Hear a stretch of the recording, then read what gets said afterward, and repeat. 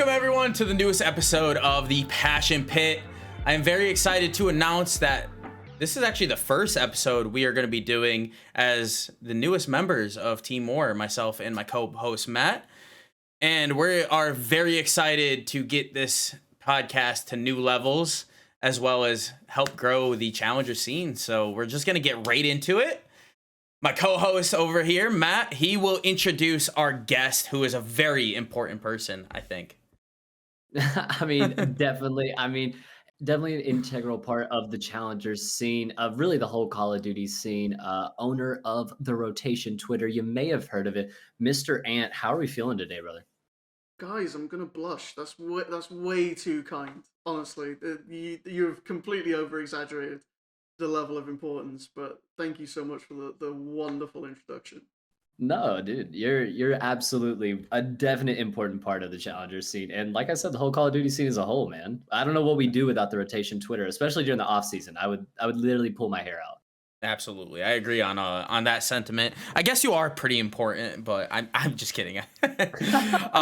No, so yeah, we're just gonna get right into it. I know we have a lot to talk about. The season is gonna be starting here soon, but right now, so today I want to just jump right into this. Today we found out that the Boston team passes for Major 1 just went live.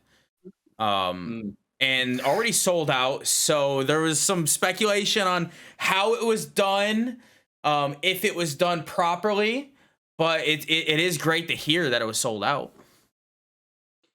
Yeah, I think the big issue that people have had, especially with this, is that they went on sale with like zero warning. I think that just it randomly going live at, I think, what was it, 4 p.m. in the afternoon Eastern time, with nobody knowing that it was going to happen, apart from some Challengers teams who did get an hour head start on the knowledge of the passes were going to drop, which came from one of the Boston coaches in the Challengers scrim chat. But other than that, nobody had a clue, so nobody was ready, and it's not like a small amount of money either to just conjure up out of nowhere. Like $500 is $500 at the end of the day. Like, some people need to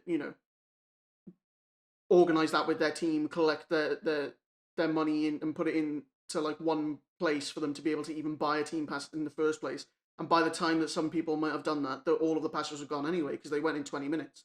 Now, hopefully, we end up in a situation where we have more than 96 teams. What the stuff that's gone down on Twitter since the team passes went on sale, it looks promising. Murph seems pretty determined that we could get more than 96 teams into that venue. So hopefully there's still a chance for those teams that unfortunately missed out.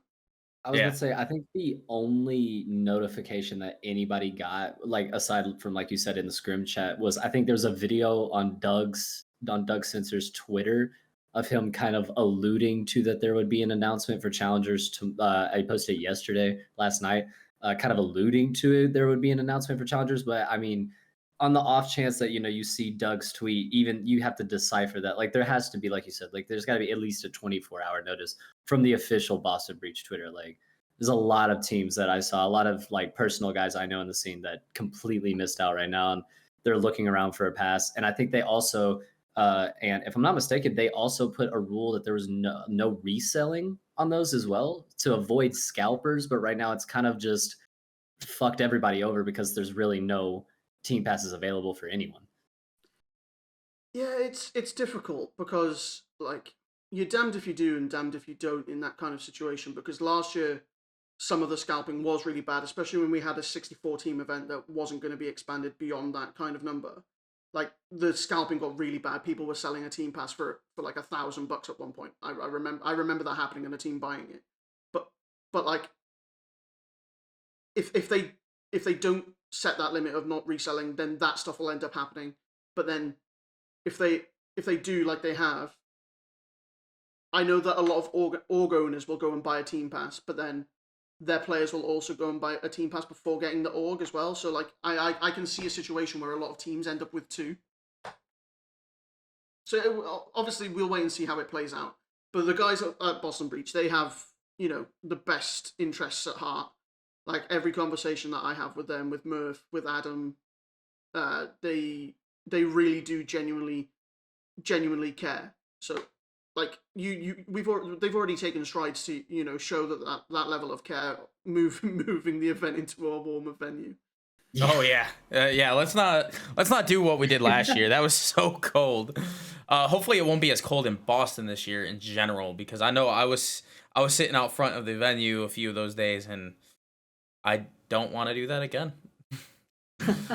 But You said it was negative 30 last year. Was that at what it one was? point it was something like that. Yeah. Oh my gosh, no. But that's in fake American temperatures, isn't it? Yeah, in American temperatures, it was Yeah, negative 30. He's It thinking wa- negative 30 Celsius. He's like, yo, Yeah, what? literally. It's It's like, bro, are we in the Antarctic? at that point? we're dead. Like, we're just frozen.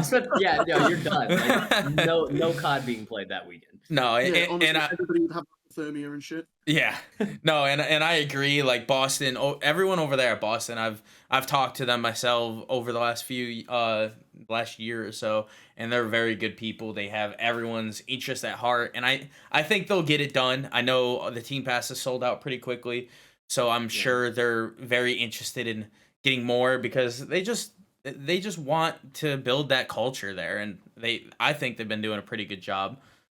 The No, last couple 100%. years. Like, they're the only team that have consistently had an academy team in the last couple of years. And yeah, I know that's because of Doug, but like still, like they've still had the Boston Breach Academy, and they've used that as the funnel for their main team as well. Like Snoopy, Beans, Kremp, they've all gone into the main team. Yeah, they are doing it the right way, and I think they have identified challenges as that talent pipeline that it has been.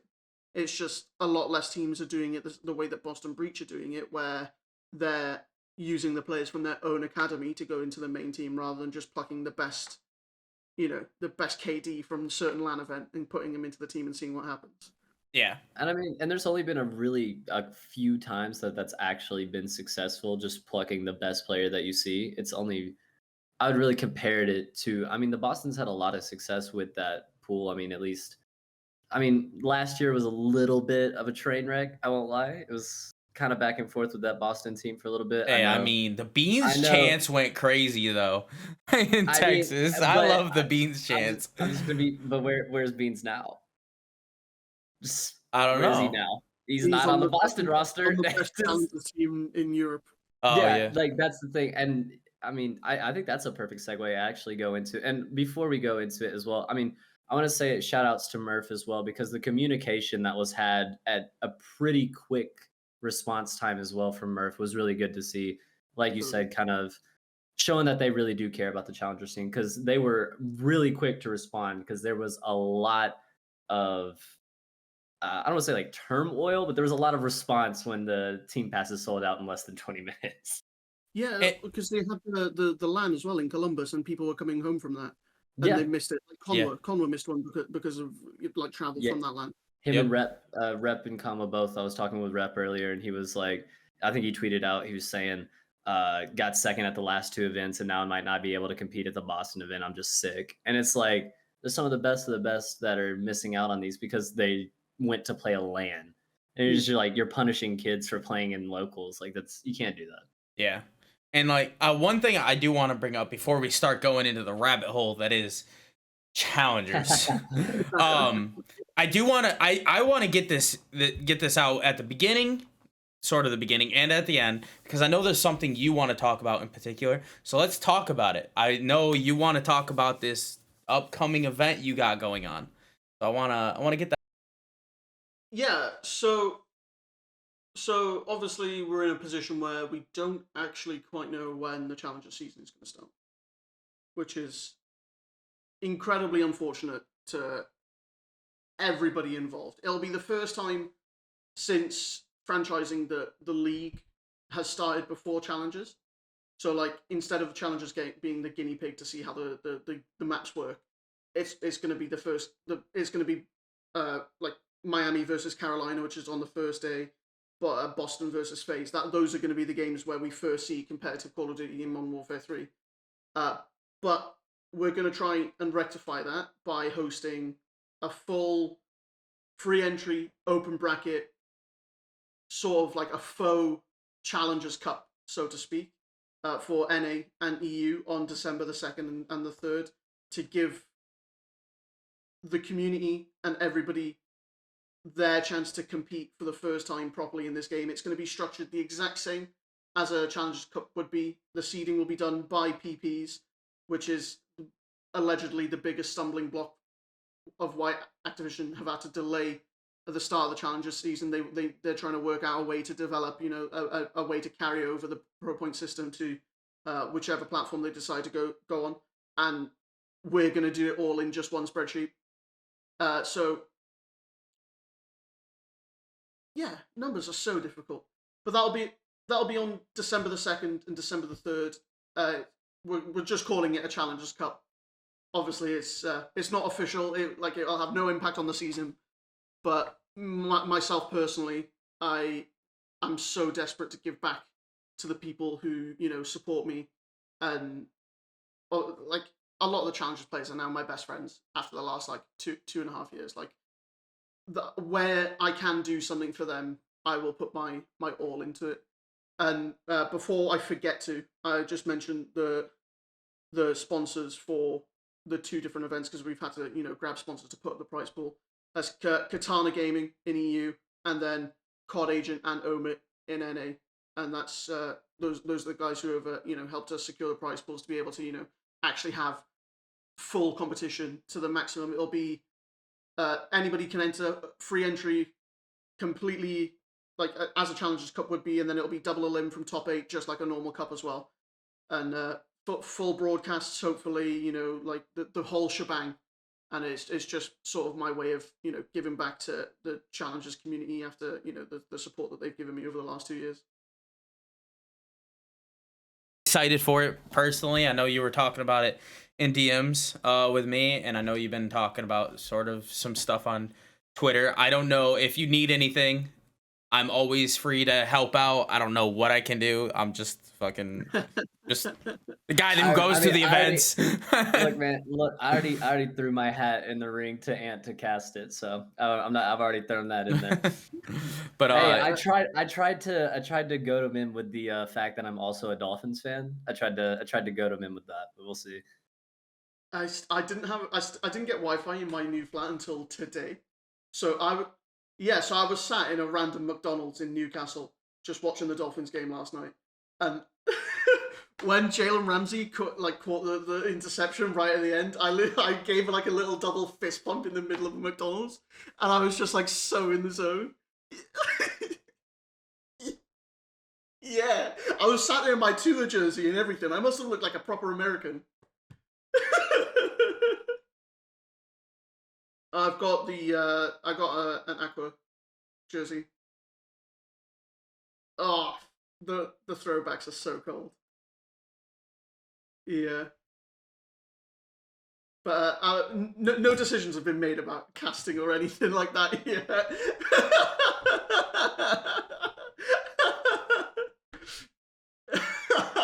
No, we can do that after. That's fine.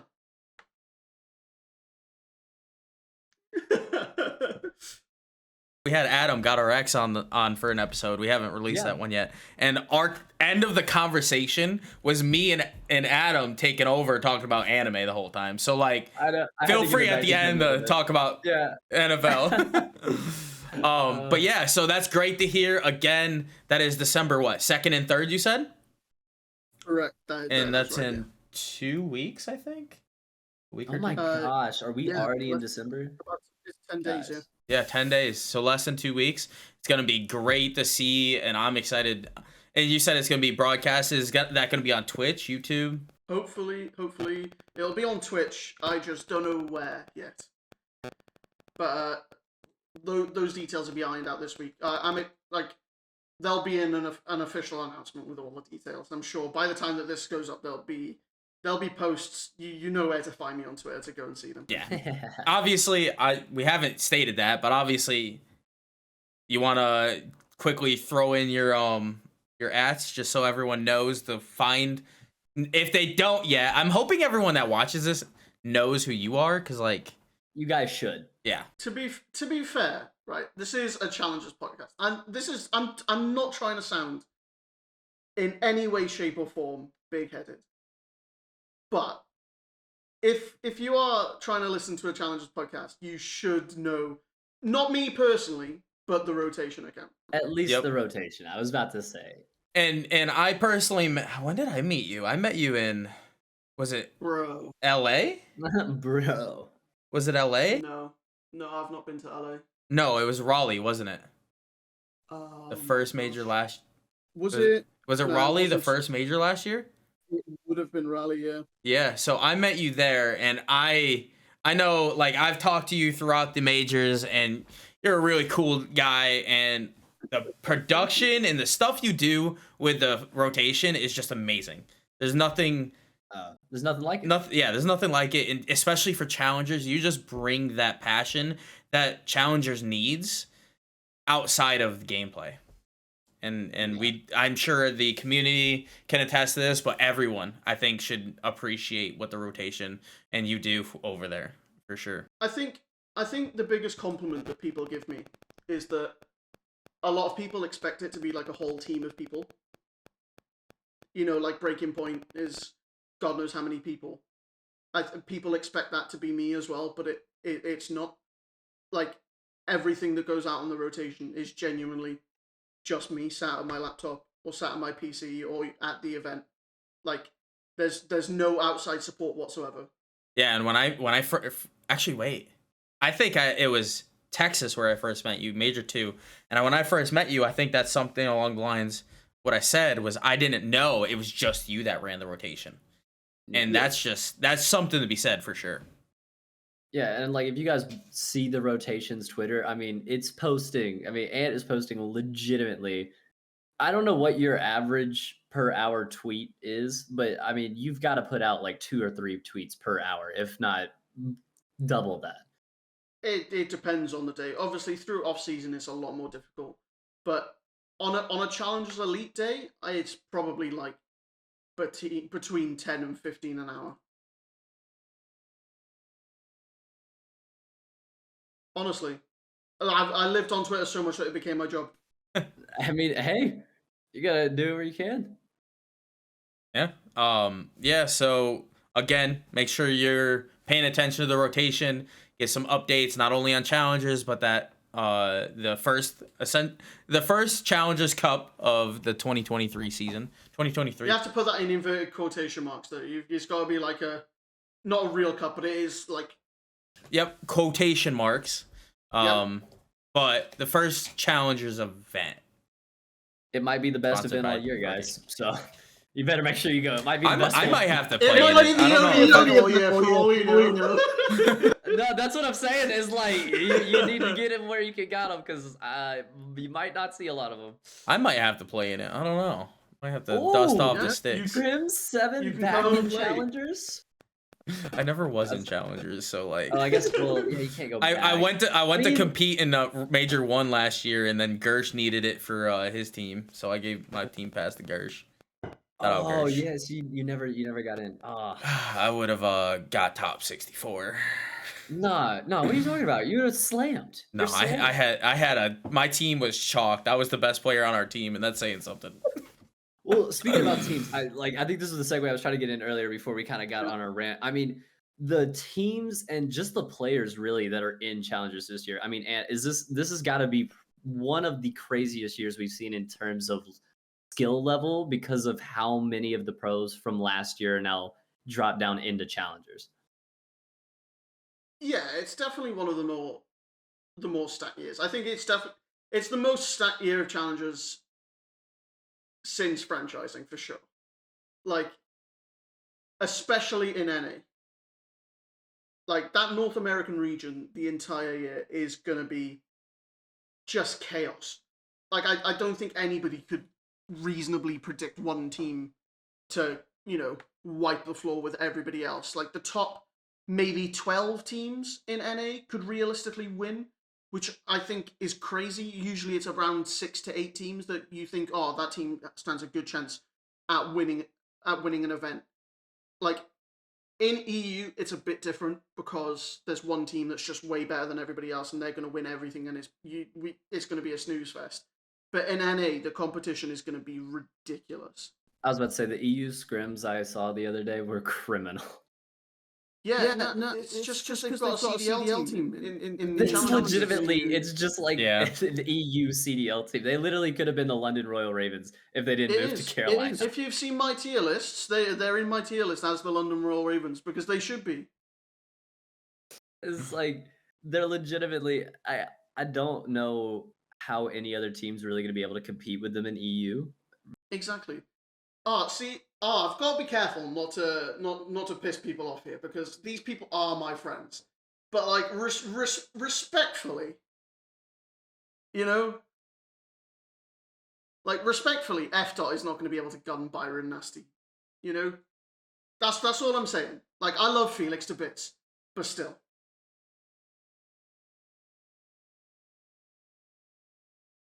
Oh, that was one of the wildest things I've ever seen, by the way. That happening right in front of me at Champs.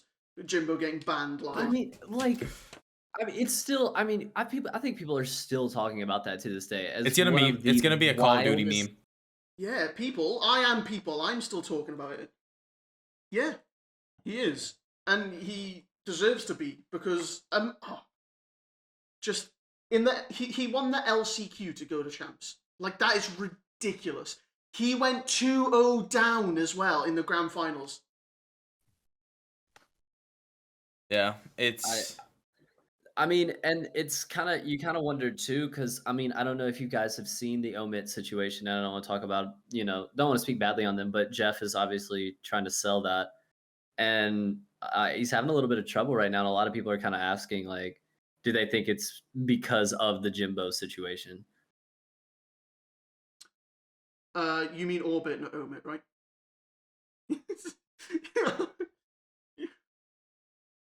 I was like, what the fuck's Ruffy doing now?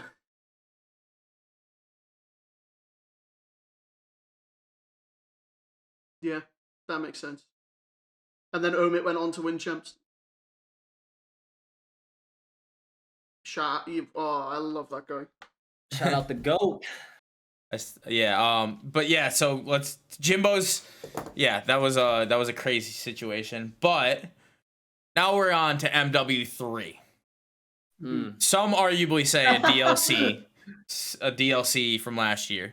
And you got any like thoughts on the game so far? I don't know if you played it. I guarantee you've watched a lot of gameplay, but have you played it at all, or any thoughts on like how this upcoming season's gonna be with this new / remastered COD? Funnily enough, I've not played a single game of Modern Warfare 3 yet. Because like I've been so busy. B, I have just moved home to the UK from Cleveland. My PC is still in Cleveland, and it has been for like a month. So like, I just haven't had the facilities to be able to play the game.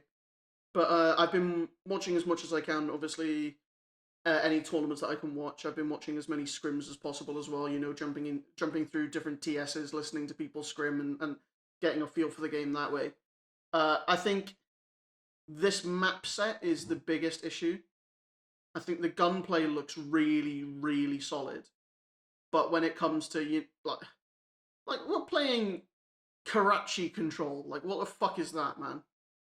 You know, we talked about it right before the podcast. I asked him. I said, I mean, how do you feel about Modern Warfare 3? He goes, maps are shit. I mean, like that's what I'm you thinking. gotta call it like it is. I mean, I think you're literally every map set this year is gonna be like 4 terminals and a high rise.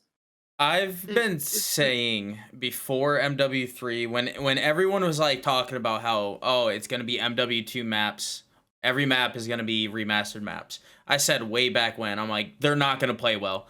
They weren't that good before, they're not that good now. No one believed me. And then all of a sudden Shotzi starts playing them and starts talking about, oh, these maps are ass. We're playing these. Everyone's on it now. So like I said it before. Bro, listen though. Everyone jumped on that fucking bandwagon as soon as Shotzi said it. Hey, Crim's never wrong, just early. Yeah. Hear me out. Mikado, it needs to go back into the map pool. Oh yeah, it plays that the other day. I said I think if we actually used like a couple of the maps from last year, it would play better. It would play completely better. Mercado in the playlist for the MW2 playlist and MW3 actually plays really fun. It's really fun. Yeah. It plays really The only well. thing that they need to do is make sure that it's got 5 hills and not 7, and then it's a good Yep. map. Yep. I mean, it wouldn't be hard to take out 2 of those hills. We still mean, have 20 hills on what's that? Well- Farm 18. I mean, well, we're That's never not, gonna bro. touch Farm 18. Oh, Infinity Ward, bro. I mean, and with Mercado though, it wouldn't be that difficult as well because I mean that P2 and then what is it like? Is it P5 or P6? P6? P6, yeah, because they're both Cantina. They're Like, both- just yeah, take they're one both of them Infinity. out. Just take the top one or the bottom Same one out. same with 10 going into 10 and right outside of 10. They're the same Oh, again, the same hill. Yeah, I would rather the hill be the open courtyard rather than inside the warehouse too. I think that would play better. You just take those 2 out and then you have a perfect 5 hill map. Mm-hmm. I think so. Yeah. I wouldn't mind Like- Fortress. I wouldn't mind Fortress as well either.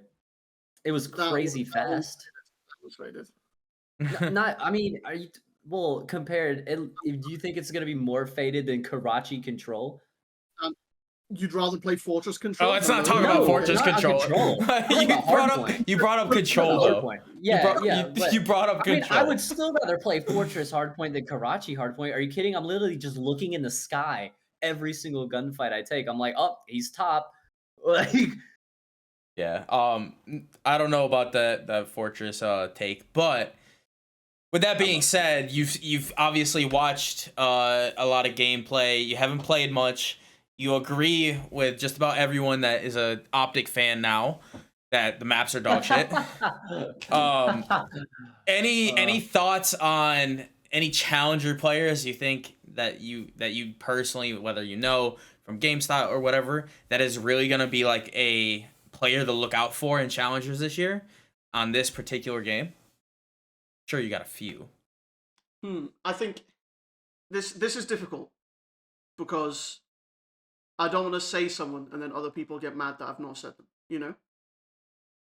Like, this is a really difficult question for me to answer because I don't know whether to say somebody like who I think is going to be in the top 4 teams and that person should be looked out for, or somebody lower down who I think is going to be really good. Oh no, I'm going to give you an answer. Calm down, don't worry.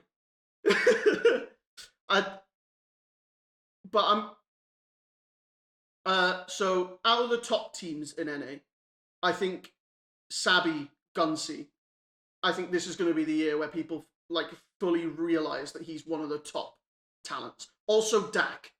Like, Dak's fucking insane. And I just, those are 2 names that I think that the mainstream COD like fan base don't really understand how good that they are. And I think this year is going to be the year that they really, you know, take their spot in that kind of like public space where people, you know, really respect their ability. Like, so Journey was scrimming with Cruz, Lunas, and Gunsy, and this is a bit of a spoiler for a bit of Miami Heretics content, but they were asking, you know, what player do you think should be in the league? And after 2 days of scrims, Journey said that Gunsy should be in the league, and you know that is just such a testament to Sabi's ability. And Dak had trials with LA Thieves before they picked up Capsule last year, you know, whilst they had players out. And like, those things are what these players are going to continue to show that they can do. And then on the flip side of it, the player sort of lower down in the pecking order that I think is going to break into that top 8 to top 12 kind of region, Manny Seven Frosty, I think is the boy. I think he's got so much talent and so much potential. Like, watching him play at the CCL LAN, even when they were getting blasted by Northwood, like Seven Frosty, Manny, I just think he's got everything that you need, and he's gonna, if he listens to that, he's gonna you know, tear up or some shit. I can tell, but those would be my picks for NA, and I can already tell that I would get that people are going to be like, you're just saying you're friends. And what if I am?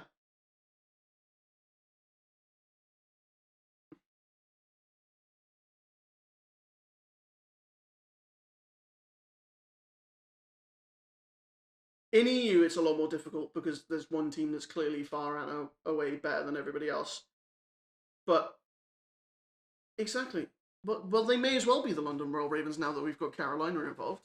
But if I had to like disregard that team, obviously watching Jack and Chilt, Maple and Weeman they're just two of the funniest people you'll ever meet. I think like Cobra and Brezzy will be really good this year again. And without Abuza and Linz, I think they'll show people that they, don't rely on people who speak their language to be very good. Like Rafi's gone into that team, English speaker. They're going to have to come up with some sort of way to work their communications, and I think that's going to go a long way to showing people in the CDL that Cobra and Brezzy could do it on that level.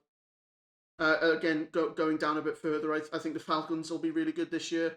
Luti coaching them, they put so much time, money, and effort into their kind of scheme that it would be surprising if they weren't going to be around the top 8 to top 12, situation in EU. I could throw out 5 or 6 other names, like Rezi. I think will be good this year. There's just so many like staples of the European scene who's still over there. Like Steve Vortex still hasn't had a chance, and that guy is he's everything that CompCod is. Yep. Yeah, I know there's a lot of, and that's just something to say about challengers in general. There's so many names and like passionate players who have been down there just grinding and have the skill to reach that level. It's just they need it's just timing, and it's a lucky break. It's so awkward because like you could be the best player, like Denzer in Modern Warfare 2019. He won everything. His average placement was something like 2 over the course of the year, but because of COVID, he didn't go into the league, basically. Like stuff like that. And also, I want to give a shout out to the APAC guys whilst we're here as well. Like Cronus in APAC, fantastic player. Spent some time with him in Toronto. I think he's got everything that you could possibly ask for. Like, but I do think Mind Freak I'll go on to win most of the stuff in APAC. But like the competition levels there are way better than people ever give it credit for. So I just want to give some love to the APAC guys as well. Absolutely. Yeah, and I'm excited for this year. In challengers, obviously the CDL, it's still trying to figure out the map sets and the guns and all that stuff, and we finally got some rule set, and now the maps are kind of out. We'll see how they play. So yeah, I'm excited for this challengers season. I'm sure you're definitely excited for this challenger season, and yeah, so I'm trying to think of what else we can go over. Anything else you want to hit? I know we already hit a few things. I don't even think excited is the right word. I just feel like it's a necessity at this point. I just need it to happen rather than wanting it to happen. I'm just chomping at the bit for challenges to get back underway because like part of I don't know, like my biggest reason for doing what I do, like I don't get paid for the rotation. That's not where I get my money. I have a full-time job. I work and do all of that shit. Like 9 to 5, technically 9 to 5, but I still work on like Eastern Standard Time. But like the rotation, it's all I'm going to call it spare time because effectively that's what I use for it. And the reason I put so much effort in is not because like it's not out of trying to gain Twitter followers or for clout or for impressions, because you see so many people try and do that. Like so many people are just after recognition, and I think this is a big reason why I decided to do it as a brand, not as myself in the beginning, was because it like my effort and my drive, it's not a personal thing for me. It's just a genuine want to provide something of value for other people. And it's like my coverage is driven so far forward by a genuine care for the people that I'm covering. And I think that's the best way to describe why I like it's not like I'm excited for the season. It's like I am fucking ready for this season. You I'm need it. fucking You pumped. need it. Yeah, exactly. Yeah. I think that's something that's so awesome to see as well. Like really among all challengers, like what you just said is kind of the epitome of what challengers is, because almost every challengers player also working full-time jobs. They're putting every bit of their spare time into this that they absolutely can. And it's kind of, not trying to throw a little joke onto the name, but it really is the passion pit. That's why it's the name. It's everybody that contributes, whether you're from the production level to you as more of a follow.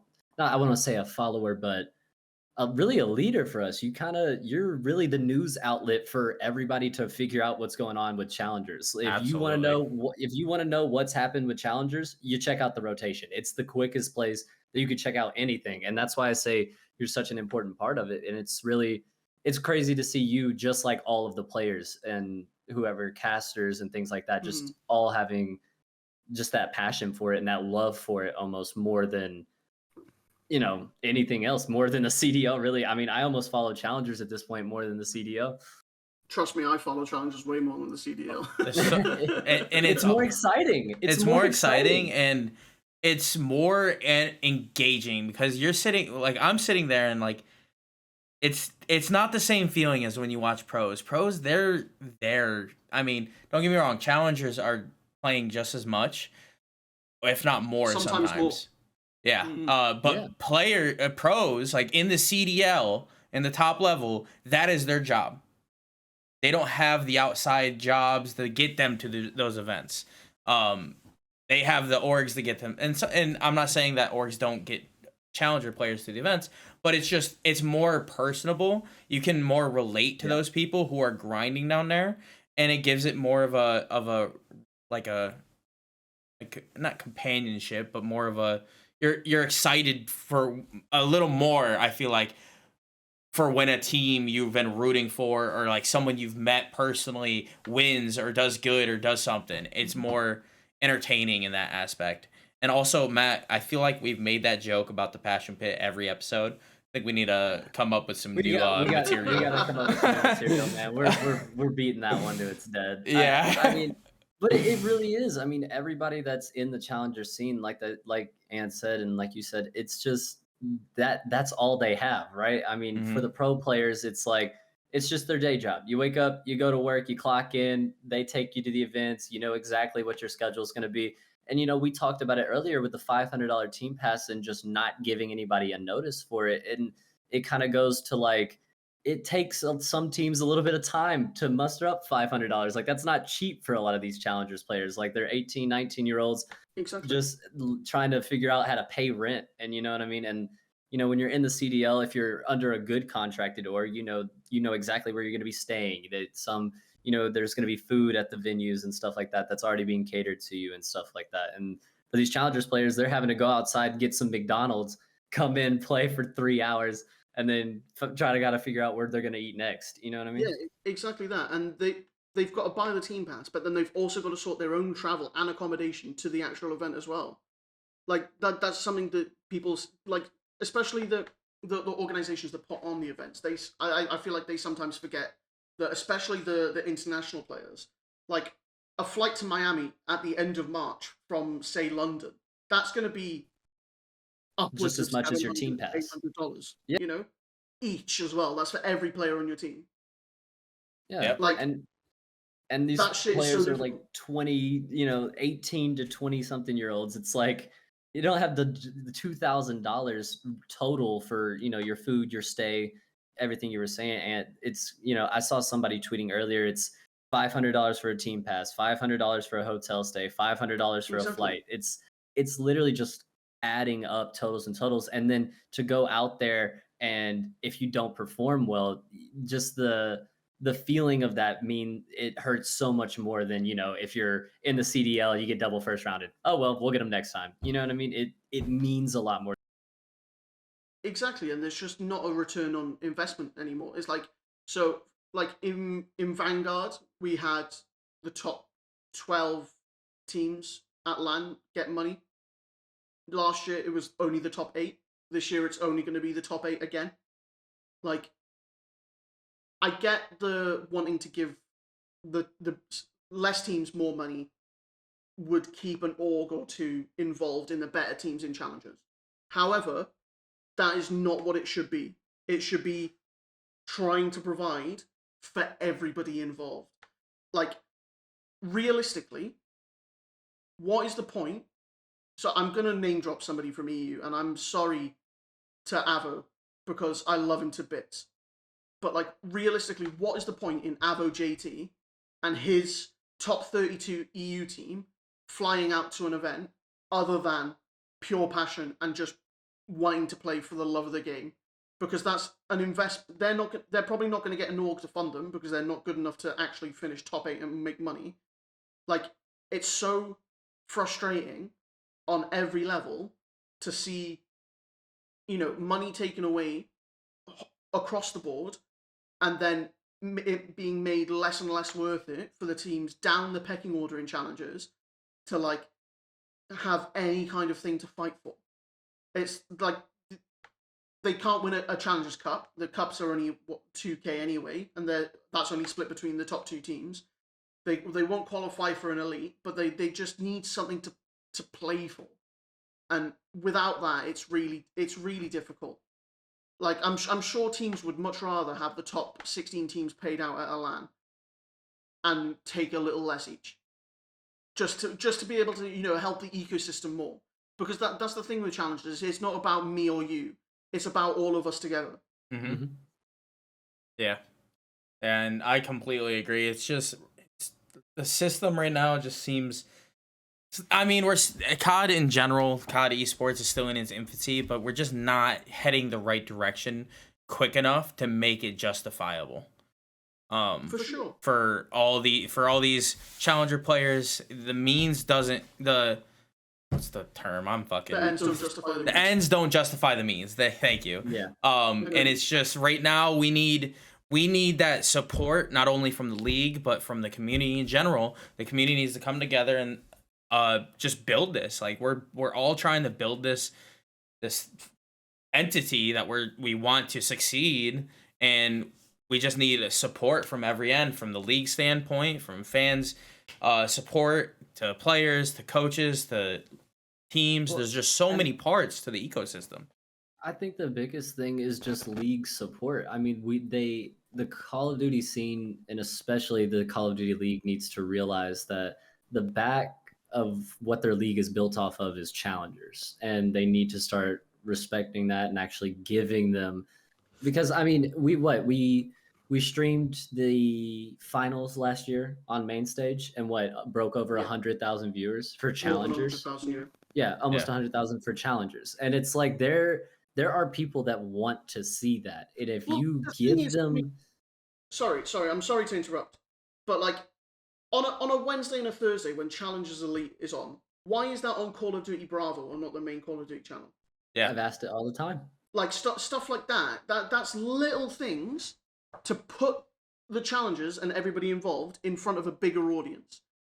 Just even smaller things like actively running a Twitter account or something like that. I know we've got the COD_esports thing, but that still feels like Challengers tacked on at the end of that because it's all Warzone anyway.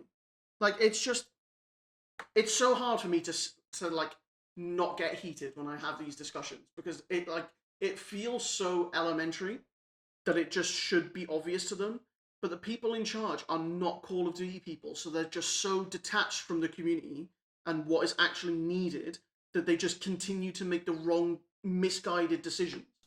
And I mean, I think that's one thing that you said, like, they're not Call of Duty people. They don't understand it. And like you said, I don't understand why it's on the Bravo stream. And I love getting to cover the challengers with We Clutch GG and everybody. And there's so many amazing people over there that would love to do it on the main stream. Like, there are people that will do it. And all of us at the Clutch GG mostly do it for free. It's all off of passion. The casting, production, everybody that Shift brings over, we're all doing it for free. And it's like, because we love challengers and we would love to get to do it on that mainstream. And it just seems like it's such an easy fix. And like you said, there's such small, simple, easy fixes that don't cost a lot either. It's not like it's going to cost them a lot of money to just stream it on the A stream. If anything, it would help them get more viewership. Yeah, that's the thing. Like, if you get more viewership, then it's more marketable. You can sell more sponsors, and then you can have more money for the ecosystem in general. It's like, I just, like I said, it just feels like it should be simple. It is simple. It's just like you said, the people that own the league, and they're just not Call of Duty people. They don't understand it, and I don't. And you know what? I don't blame them for it. Like, a lot of people will get mad at the people in charge and like throw abuse or whatever their way, but like they're doing what they genuinely think should be right based on their experiences elsewhere. It's just that Call of Duty is such a unique thing, and this esport should be treated as a unique thing. That it's just a different kind of thing that is needed, and the people just don't realize that because they genuinely don't know any better. Yeah, it's just, there's got to be some form of communication though that kind of goes back and forth, and I think that was the biggest thing today with Murph, having that communication with all the people in the challenger scene and immediately hopping on that. It's like if we had the actual people in the CDL doing that, things would get fixed so much quicker. Like there has to be that like communicative process going between the owners and the players and the, at least people that are important in the scene. Yeah, 100%. If I'll be completely candid with you. Like after Murph, tweeted his like information extra on the LAN in Boston, I messaged Adam Morrison, and I was like, "Look, let's make this event slap. Whatever you need, I'm down to help." So like, we're extending that olive branch. It's just now down to them to take it and help make things be as good as they possibly can, because we can do it. We absolutely can do it. Rally last year is a perfect example in my eyes, because I think that was it. That was like the biggest LAN that we had last year. The Pro-Am was there as well. That should have I'm celebrating it, but that is the bare minimum, really. Like that's how they should all be. it should be the standard at that point. Like Exactly. at least we have that there, and we have every sort of aspect of Call of Duty being celebrated and being watched, being enjoyed, and that should be the standard. And I completely agree. I'm just hoping that eventually we get to that point. I just don't want it to be too late. And that's the Yeah. main thing, is we just got to be quicker, or teams are gonna start backing out. Mhm. Challengers are orgs are not gonna keep trying to push challenger teams if it's just not profitable for them. There's no Yeah, point like in my it. Team Notorious finished second at Champs. They pulled out.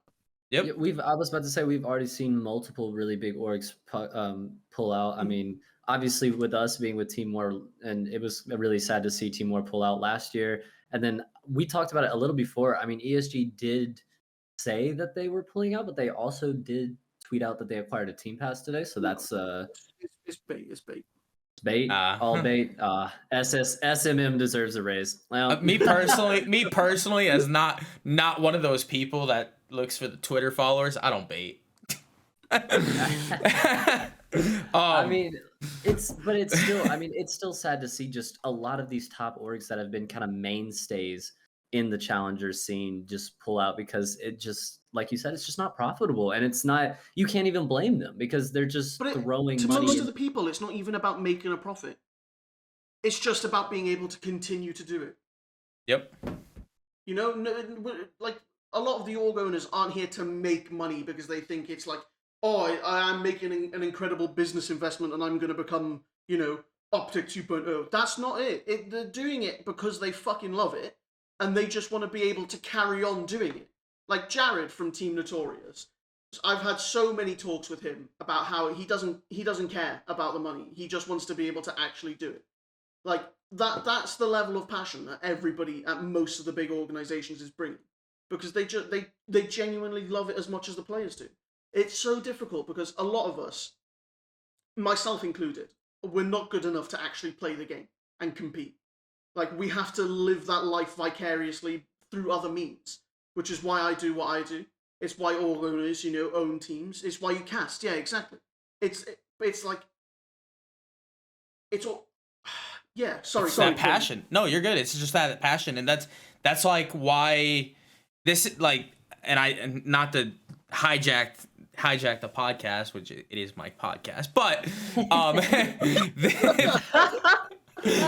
this is why I wanted to start this a while ago. At least when like probably over a year and a half ago, I wanted to start this podcast. And thank you for Matt for being my co-host. I believe I asked Ant at one point to be a co-host, but he said no. He did. He said he was too good for you, man. No, he was very busy. I have limited time as it is. No, he was very busy. I completely understand, but that's just I don't think about it in terms of money. I just think about it the passion. I want to be a part of this community just as much. Whether I can't play for shit. I'm decent, but I can't play like they can. I just want to be a part of this community, and I want to bring I want to help grow the community with whatever I can. And I'm hoping this podcast can, and I'm hoping, I know the rotation definitely has fucking skyrocketed the community of challengers. A little more gas for you there, but yeah, it's all about passion. Not to beat a dead horse again, but that's just that's what we're in. We're in challengers, and it's always been known for the passion. We're in a position where we're not given anything by anybody else, that we have to create a reason for ourselves, and that's what gets construed by people as passion. It's because we have to make up effectively, like when you're not getting paid, you have to make up a reason for wanting to go and do it, and that's what our collective passion is. And I'm gonna go back to what you said about like the to coin like a awful term, like the rise of the rotation in the last like year and a half has been crazy. Like at the start of the rally event last year, something like 7,000 followers. It hit 30K yesterday. Oh, wow. Congratulations! Congrats, huge. Man. That's huge. I honestly, I don't think I've actually looked at like obviously I'll look at your tweets, but I haven't looked at your page in a while. I think the last time I looked at your page was like 12K, and like to look at the follower account, and that's amazing. Congratulations on that. The rise of my follower account's so fake anyway, because if you go down and look through all of my tweets, the actual view numbers are like almost all of them are more than my total follower account. It's strange, because to get like social media manager, this is what I do for work kind of thing. It's like I've permeated the Twitter algorithm in the Call of Duty space, that even when you don't follow me, you still see my tweets. You do. No, like I know people that just because like we're friends, they'll be like, do you know what the rotation is? I'm like, yes, I know what the rotation is. And they don't even watch competitive COD whatsoever. And it's popping up on theirs just because of how much. All it takes is somebody to like the tweet, and then, it gets seen and shit like that. But, like, I feel a lot of, I don't know what the right word is, but it's just an acceptance now.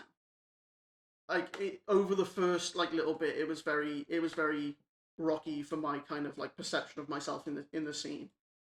But like now I feel completely taken seriously.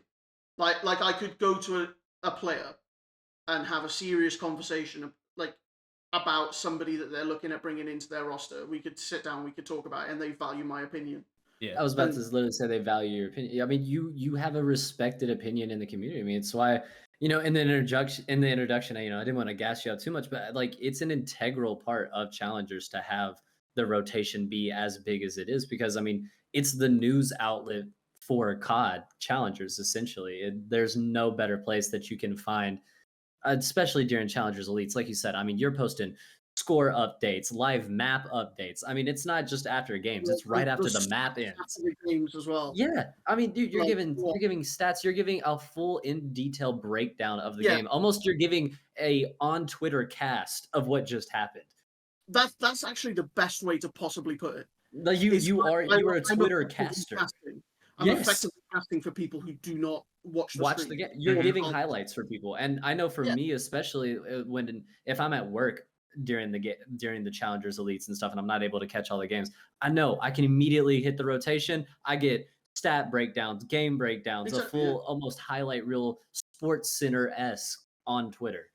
Whilst we're here, I want to give people an insight into how the stats bit happens, because oh my god, the amount of players that hit my DMs after their series saying post my stats is ridiculous.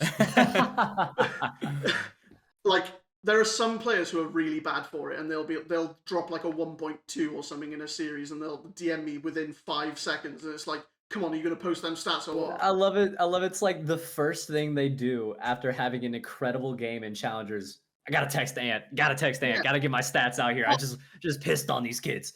I remember one time it happened mid-series. Somebody played really well. Yeah, it was like 2-1. They had just played the control, and somebody had dropped a 40 bomb, and they text me saying, "Get ready to post the stats at the end of this series." Oh my god! I love that. And again, that's just hate to fucking say it for the 500th time, but that's just the passion. It's the passion. Like, everyone has it. Everyone has it in Call of Duty. Like, when I play Call of Duty in general, you should hear me screaming. But we need a passion counter on the side of the screen. But yeah, like I was trying to say, so all of the stats, it's all done by hand by me in a spreadsheet. Like, all of the scoreboards, I take the scoreboard and I manually enter every single one of the numbers into a spreadsheet. You're insane. Like, I know. I'm not fucking smart enough to write a program or shit to pull the numbers automatically. So I have to do it all by hand. I was about to say, I if we fucking have need any that program programmers, so any bad. programmers watching right now, If Easy Ant Mac needs wants some to help. hit me up and link me whatever the fuck he uses, I Get would be this man so some help. grateful. But like that's all it was last year. Every single elite, every single series, manually entering the numbers one after each other in a spreadsheet. And every time it makes sense, because every time I saw you, you had your was it a little laptop?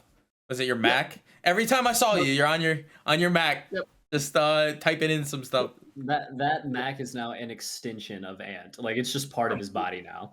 Pretty much. I put on my PC during a league week. Let me tell you.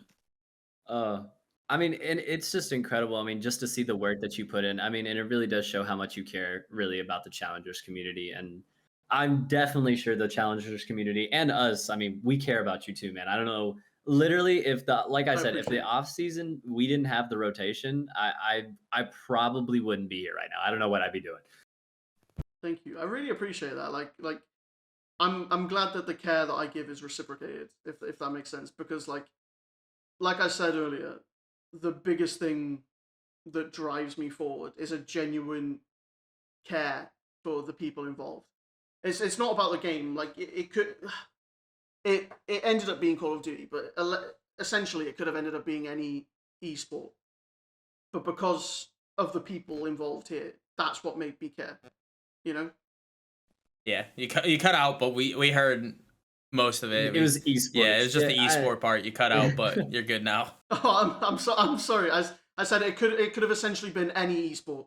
Yeah. Yep. No, 100%. I mean, it just goes back to how much you care about the scene and care about the individual players. Because like you said, I mean, these guys have become friends at this point, and I know through casting as well. I mean, it's the same thing, man. Like, players will hit you up after a series and be like, "Thank you so much, man. It's the first time I've ever been casted," or something like that. And like, for me, I know how much that means to me, just being able to give back to these players. Because I think at some point, if you're in the scene and you're not playing, if you're doing something like Ant, you know, with the rotation, you're a caster, your production work, whatever you're doing, we all wanted to be a player at some point. You know, we were all grinding late night sessions with our boys and eights, and we were trying to become the best we could. You know, at some point we all had to put it down. But, you know, I think we can, like Krim said, we can resonate with those players and challengers a little bit more. Sorry, I had a joke there. You said we all wanted to be a player. It got so bad, I ended up turning into one.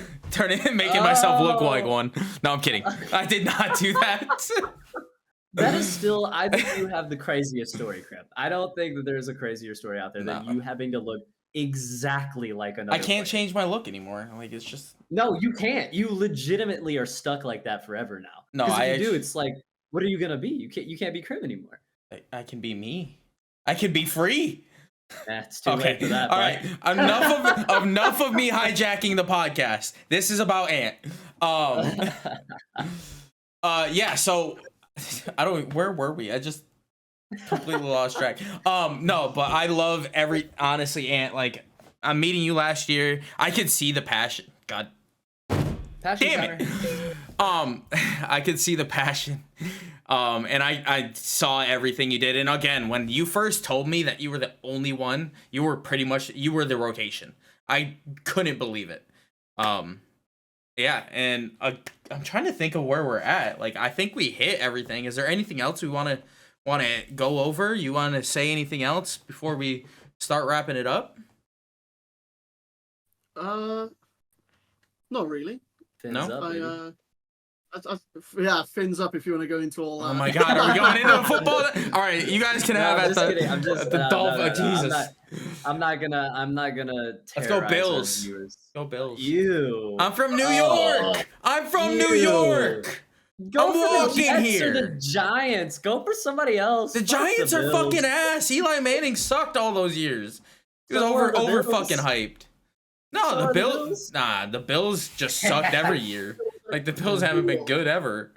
I lived in Rochester, which is an hour away. But yeah. Yeah.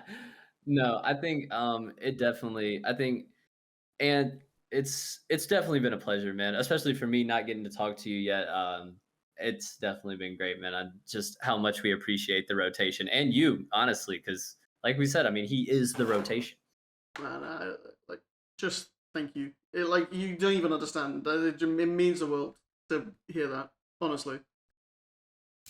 Yeah. No, I think the first time I ever got retweeted by the rotation, man. Yeah, you don't understand how much you made me smile, bro. Like I was giggling like a little girl, bro. Stop it. I've always loved everything that came out of the rotation.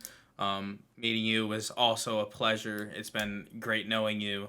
I'm excited for what's to come in this next year and so on. Hopefully the CDL and challengers and all the Call of Duty scene can keep growing and be what we want to be what we need to be, and be what we can be. There's so much. Yeah. There's such a high ceiling we have. We're just not hitting it, and we just have to get there. Yeah, the floor right now is just so low that it's getting really difficult. You know, it's getting. You're cutting out again. It's turning into a robot. Sorry, Yeah, you cut out there for a sec. I'll start that sentence again. Make it easier for Jay. It's like the only issue right now is that the floor is so low. I think that should be the work that people put in, is, you know, bringing that floor up to, you know, giving us a bit more stability to push forward and try and reach that ceiling. Yeah, definitely.